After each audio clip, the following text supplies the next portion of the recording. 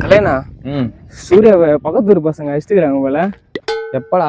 அது நேத்து அந்த ஏதோ ஒரு பொண்ணை ரூட்டு விட்டுக்கிறான் போல தேலவா. அவங்க அண்ணங்காரன் என்ன பண்ணிட்டேன், அவன் ஃப்ரெண்ட் எல்லாம் கூட்டின்னு வந்து நொறுக்கு நொறுக்கிட்டு இருக்கிறான். அதுதான் நான் ஒண்ணு பண்ணலான்னு இருக்கிறேண்ணா. என்ன பண்ண போற? கராத்தே கத்துக்கலான்னு இருக்கிறேண்ணா. நம்ம பசங்களை நம்ம காப்பாத்தணுமா இல்லையா? அண்ணா விஜய் அண்ணா பாத்தியா 2 வருஷத்துல சிஎம் ஆயிட்டாரு.